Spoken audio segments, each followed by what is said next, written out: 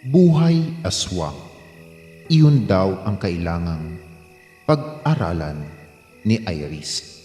Ngayong nabibilang na siya sa mundo ng lahing kanyang pinagmulan. Si Nico ang gumagabay sa kanya sa mga kailangang niyang malaman tungkol sa pagiging aswang.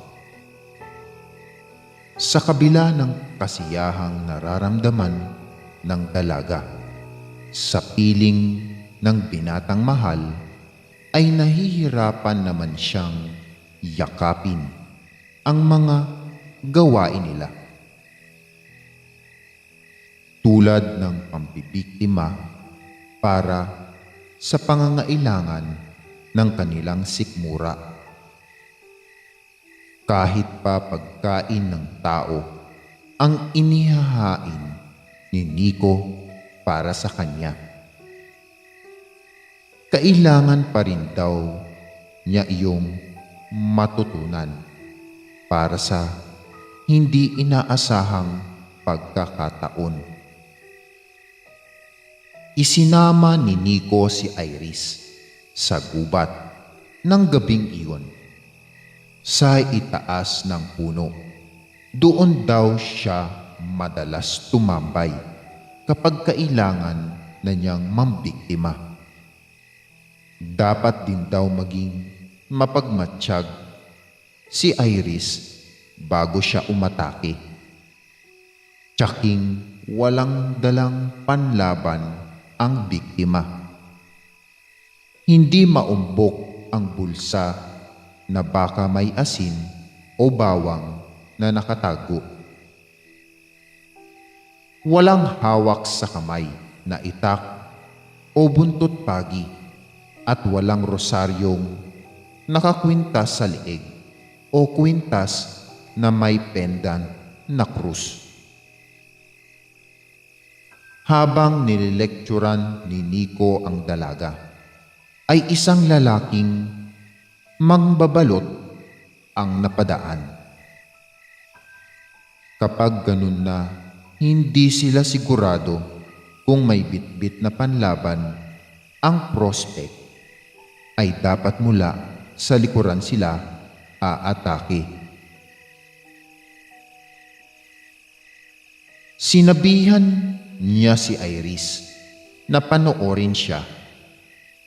Pumwesto na nga si Nico sa likuran ng mangbabalot. Aatakihin na sana niya ito nang biglang umentra si Iris. Biglang tinawag ang mangbabalot. Bibili raw siya.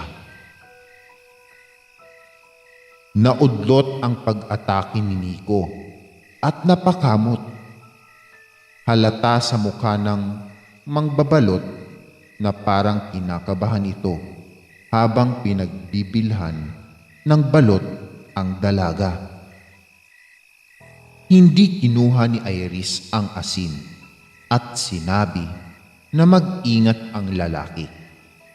Kung maaari ay huwag dadaan sa gubat ng ganong oras dahil may aswang doon. Tapos tumingin ang mangbabalot sa mukha niya. Inis na sinita niya at tinanong kung bakit sa mukha niya nakatingin. Napayuko na lang ang mangbabalot. Ngunit agad na palingon nang maramdaman ang presensya ng binata sa likuran niya.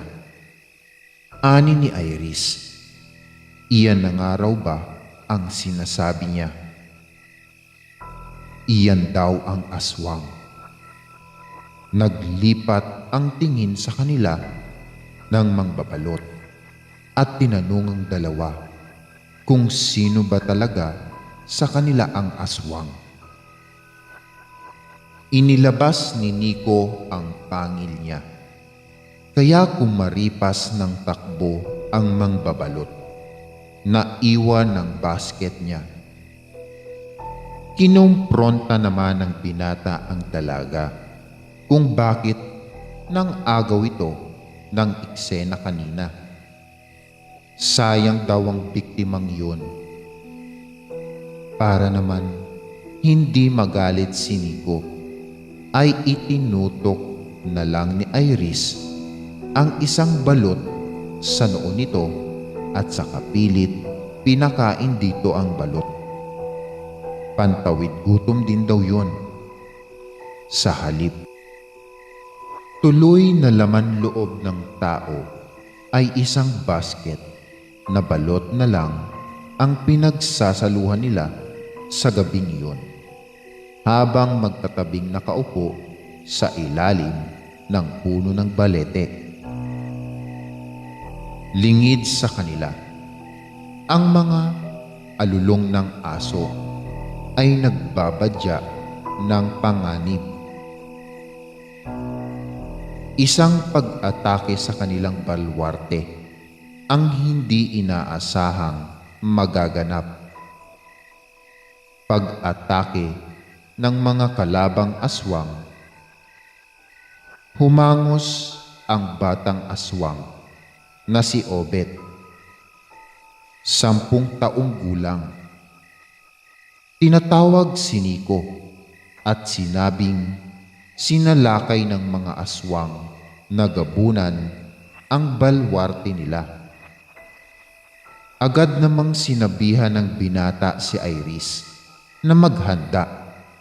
Kinapitan niya ang kamay ng dalaga. Kinapitan naman ng dalaga ang basket ng balot. Humahagibis nilang tinungo ang pabalik ng lungga. Saglit na huminto si Iris. Tinanong niya si Nico kung bakit. Anya, baka naman daw pwedeng mauna na si Nico. Magta-tricycle na lang daw siya dahil hingal na siya. Ang ginawa ng binata ay pinasan niya ang dalagang hindi binibitawan ang basket ng balot. Wala na itong nagawa kundi ang bumirit ng tili sa ere. Nang mas binilisan pa ni Nico ang pagtakbo, kasunod si Obet. Nanlaki ang mga mata at namilog ang bibig ni Iris sa dinatnan nila. Marami na ang nalagas sa mga kalahi nila. Mas malalaki at mas malalakas ang mga aswang na gabunan kesa sa kanilang mga ordinaryong aswang lang. Sinabihan ni Nico si Obet na dalhin si Iris sa kuweba.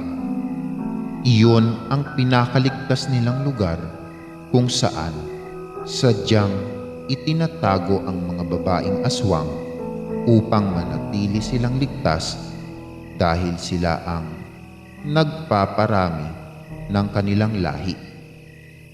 Tapos ay humalo na siya sa labanan.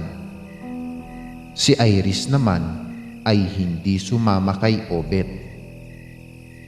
Ayaw daw niyang magtago. Baka kailanganin ang tulong niya.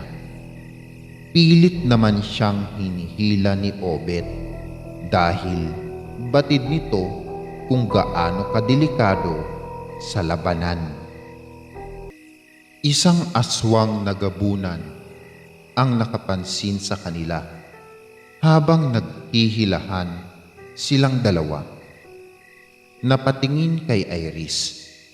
Kumuha ng isang balot si Iris mula sa basket at inalok ang gabunan.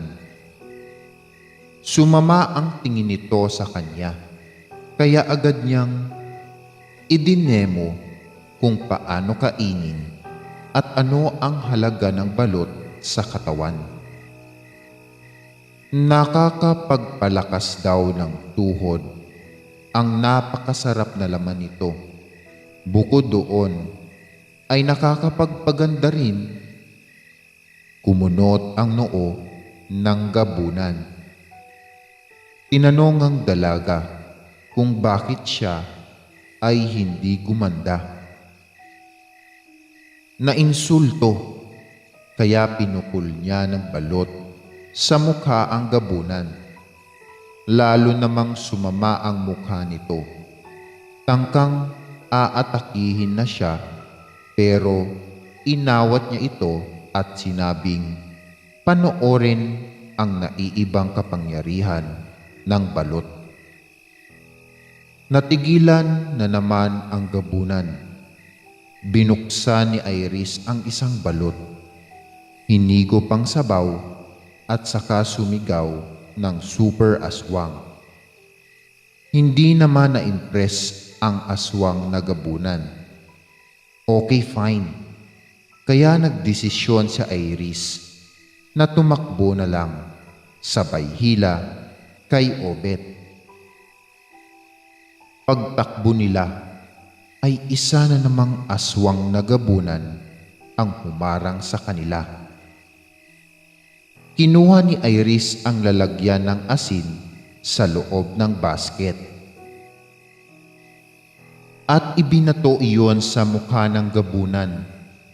Tila asedong nahapdian ang malaking aswang sa asin, kaya nagtatararang ito.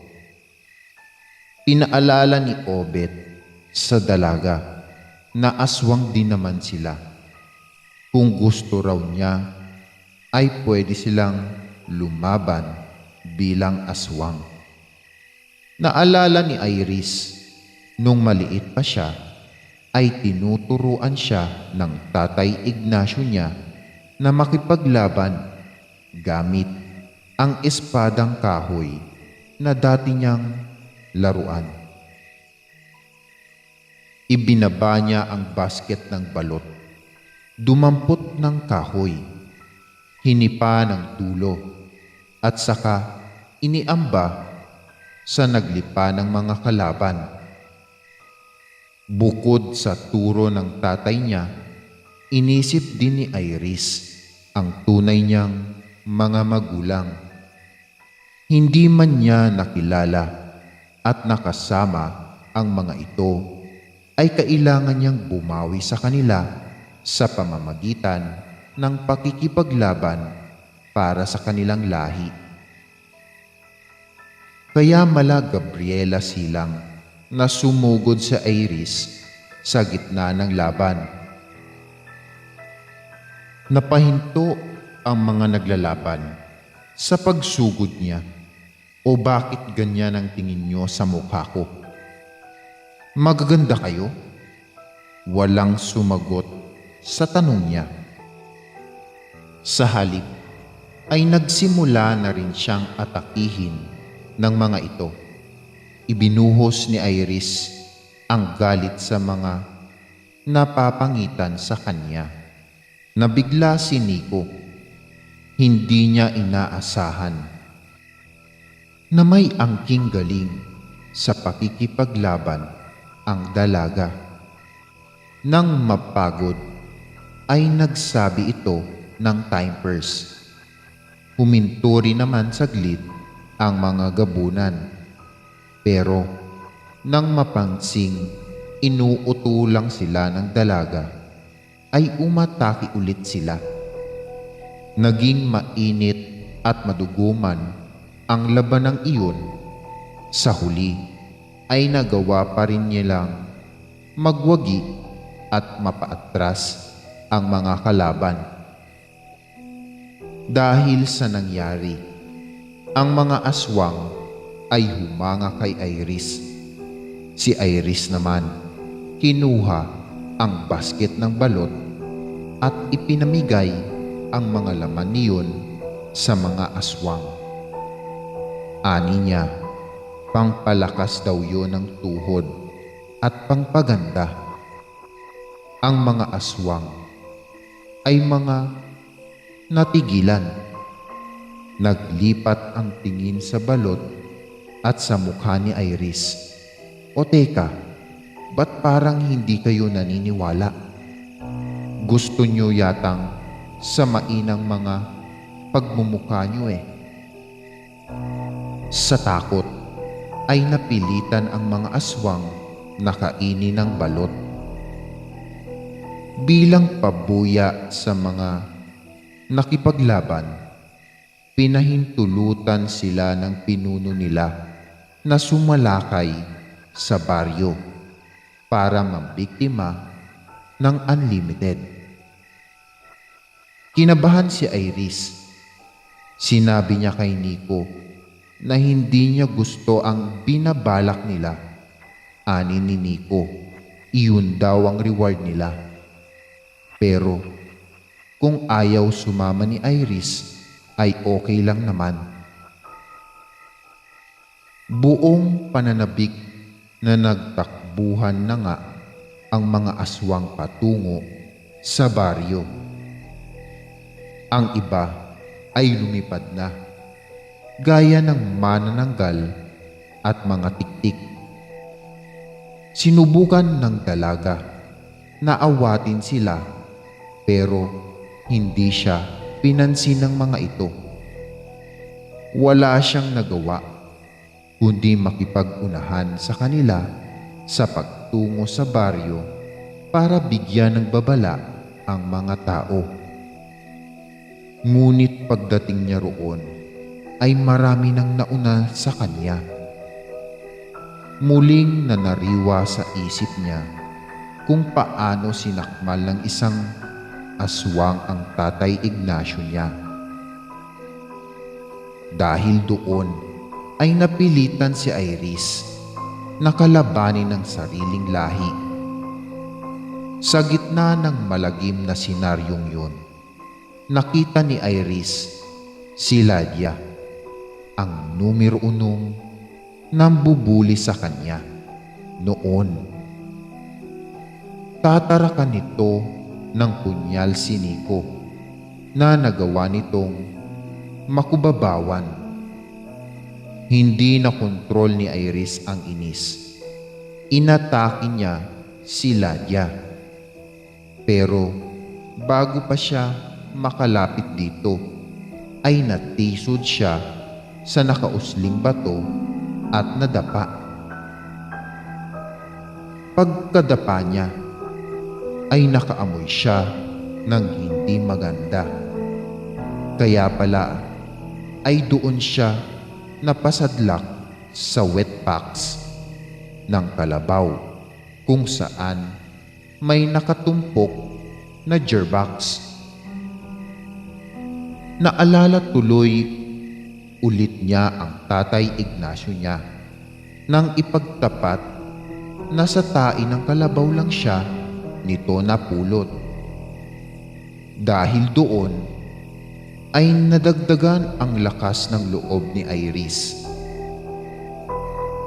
Tumayo siya ng parang singlakas ng kalabaw at saka mabilis na inagaw ang punyal sa kamay ni Lydia, sabay sabing hindi sasakyan ang jowa niya para sakyan ito. Sabay hila sa buhok ni Lydia. Palayo kay Nico, balak niya itong ingudngod sa tae ng kalabaw. Ngunit nagulat siya nang matanggal ang buhok nito na wig lang pala. Napatili si Lydia. Wig na lang kasi talaga ang buhok niya dahil meron siyang sakit. Dahilan para manlagas ang buhok niya. Matatawa sana si Iris, pero mas nangibabaw sa kanya ang awa. Kaya nilunok na lang niya ang tawa niya at hinagis kay Lydia ang wig nito. Sa kanya hinarap ang ibang aswang. Nagtatatakbo naman si Lydia palayo, bit-bit ang piluka niya. Nakakita ng megaphone si Iris. Ewan ko kung saan niya nakita. Ginamit niya iyon para makuha ang atensyon ng mga kaaswangan. Pinatigil niya ang mga ito sa pag-atake. Pilit niyang ipinaunawa sa kanila na ang mga tao ay mga nilalang din, na tulad nila ay may karapatang mabuhay. Hindi sila pagkain na anumang oras ay pwede nilang mukbangin. May mga pamilya rin sila, anak, asawa, magulang, kapatid na nangangailangan at nagmamahal sa kanila. Alam niyang hindi niya maiaalis sa mga aswang na mambiktima ng tao dahil ito talaga ang sagot sa kumakalam nilang sikmura. Pero ang umabuso sa pangangailangan nilang iyon ay hindi na makatarungan para sa ibang nilalang. Hindi sila dapat nagwagi laban sa mga aswang na gabunan. Dahil wala naman silang ipinagkaiba sa mga ito, umaatake, nananalakay para magbunyi laban sa mas maihinang nilalang. Nagkatinginan ang mga aswang. Nakangangalang si Iris. Hinihintay ang magiging reaksyon ng mga kalahi sa mga sinasabi niya na hindi niya alam kung saang parte ng utak niya nanggagaling. Maya-maya ay isa-isang nag-atrasan ang mga ito. Napangiti si Nico. Hindi makapaniwala sa nagawa ng nobya. Nagawa nitong pasunurin ang mga kalahi nila. Sa tuwa ay nabuhat niya ito at isinayaw-sayaw sa ere. Paalis na sana sila nang makita ni Iris si Onyok, ang nagbuhos sa kanya dati ng isang balding tubig.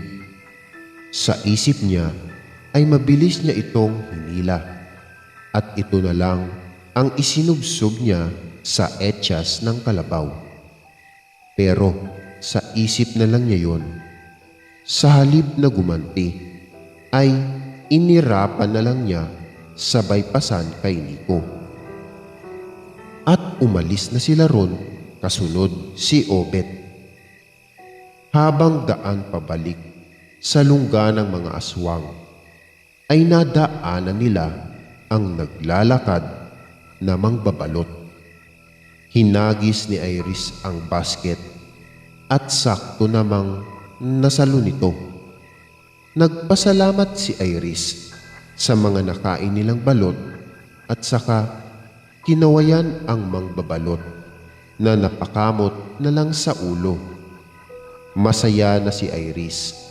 Hindi siya magpapaapekto sa kahit na kanino dahil ang ganda-ganda niya sa paningin ng nag-iisang lalaking ipinipintig ng puso niya.